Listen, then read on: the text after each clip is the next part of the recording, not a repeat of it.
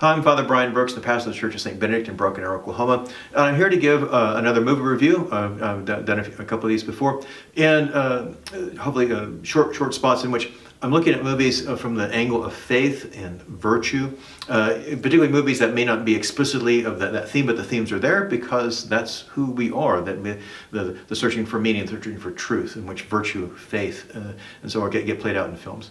So the movie I want to give a brief review today is the movie Stan and Ollie. It came out in late 2018.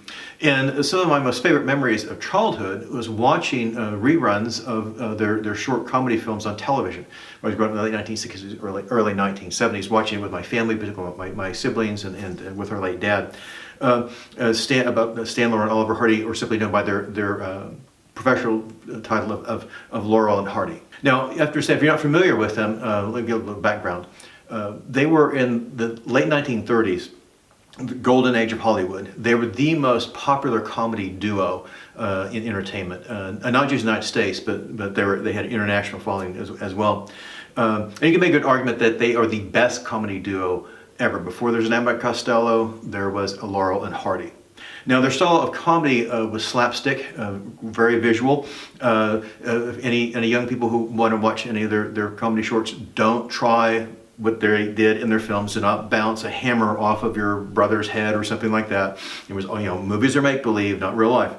But that kind of slapstick comedy in which Laurel, his character was this almost childlike guy of simplicity, whereas Hardy's character was very pompous and always trying to kind of boss Laurel around. And together they bumble from one mess to the next. In fact, one of the trademark phrases for Hardy was, "Well, here's another fine mess you've gotten me into." They also had a trademark look. It was the bowler hats that they wore. They had a trademark song called "The Dance of the Cuckoos." You hear that, you all immediately associated it with a Laurel and Hardy film. They made over 100 films together, anywhere from 20-minute shorts to feature-length films. If you're not familiar with them, you've never seen any of their work, I suggest that you go to YouTube and watch their comedy short of about 25 minutes called The Music Box, made in 1932. It won an Oscar for the best comedy short, in which they're playing delivery men trying to deliver a piano to a house, and they make an absolute disaster of it. So if you watch that film, you get an idea of the kind of comedy that's Laurel and Hardy were quite famous for. I can't make it. Don't weaken now. We've only got a couple more steps. Now both together. Heave! Oh! Now, I was introduced to Laurel and Hardy as a child, late 1960s, watching them on television. Long after both of them, these men were dead. Hardy died in 1956, and Laurel died in 1965. And now I was so much into Laurel and Hardy that at one time I had a poster of them on the wall in my room. So when I heard that this film about their life, Stan and Ollie, was coming out, that I immediately put that on my must-see movie list. Now, Steve Coogan plays Stan Laurel, and John C. Reilly plays Oliver Hardy, and they play them to near perfection. They both give excellent performances. I had expected some kind of a biopic about tracking their careers and how they got into the business and so on. But instead, what the movie is about really is a movie about friendship, the friendship that arose with these two men, particularly what the ancient Greek philosopher Aristotle referred to as the friendship of the good. But I'll talk more about that in just a moment. Now, the film, Stan and Ollie, starts a brief glimpse of them at the height of their career, about 1937, 38. But the rest of the film takes place about 15 some odd years later in the early 1950s. By that time, for Laurel and Hardy, they're well past their prime. Their film career pretty much has ended. People have moved on to different kinds of comedy. They're struggling financially. So what they're doing is trying to revive their careers by doing a tour in England of live performances in mostly second-rate theaters. And also by this time, Oliver Hardy is in poor health. There's also the serious rift between these two men that from years before that has never really been addressed. It's been papered over, but that's part of the drama that drives the storyline.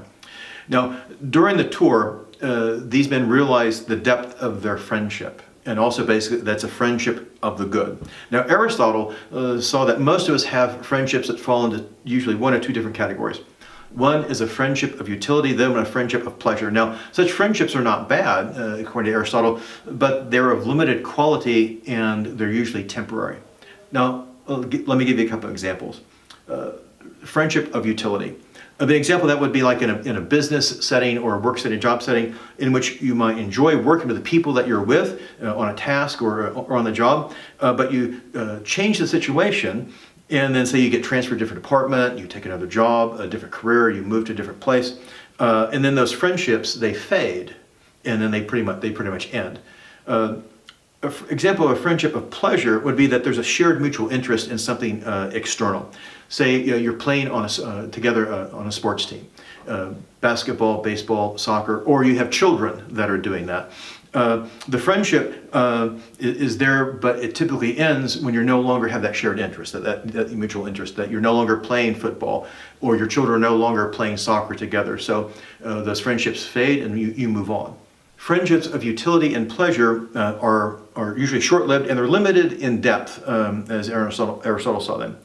Now, that brings us into the friendship of the good, which Aristotle saw as the preferred friendship, and also it's the rarest of friendships. And in such relationships, they can begin as a friendship of utility, a friendship of pleasure, but then they deepen. A friendship of the good is when there's an appreciation, an acceptance of the character of the other person, or there's a shared value, there's a shared virtue together, and also what you build character together. And it goes beyond the external. It doesn't matter if you're working in the same project. It doesn't matter if your children are on the same soccer team. Those friendships deepen because they go beyond those connections. They're long lasting. And they take time to build. They take a lot of trust. There's a sharing of mutual joy and also of mutual hardships. Put it another way, these are the friendships that shape our lives for the better. Thinking of the scripture quote that comes to mind from the Old Testament book of Zechariah. A faithful friend is a sturdy shelter. He who finds one finds a treasure. A faithful friend is beyond price. There's nothing that can balance his worth. Now, in the film, Stan Ollie and Oliver Hardy, they realize that they have a friendship of the good. Now, that phrase is never used. They don't talk about Aristotle at all, but it's clear that's what's going on. What began as a friendship of utility, that they had a working relationship together, and also a friendship of pleasure, they had a mutual interest in entertaining, has become a friendship of the good, and it has shaped their lives for the better. They've shared joys, hardships, there's been betrayals, and there's also reconciliation. So if you're looking for a good film this weekend, even though I know the Super Bowl is coming up, so you may work around that. And also supposed to be extremely cold here in northeast Oklahoma this weekend, so you'll be probably staying indoors anyway. Stan and Ollie is a movie that I would certainly recommend. Incredible performances by John C. Reilly and Steve Coogan, as well as for Shirley Henderson and Fernita Arianda, who play their wives. They have a side role as well, and they're quite good in that as well. So now, if you're watching this as a family and you've got young ones with the film, kind of a parent guide, Stan and Ollie is rated PG. There is some mild language, however, there is no violence. Nobody gets shot. Nobody takes their clothes off. Nothing blows up. So at least it's safe from that standpoint. Some of the things might be a bit over the heads of some of the younger viewers in your family. The film is about an hour and 40 minutes in length. It's available to rent or to buy on YouTube, Netflix, Google Play, and Amazon Prime. So enjoy the show. So God bless you and keep you safe.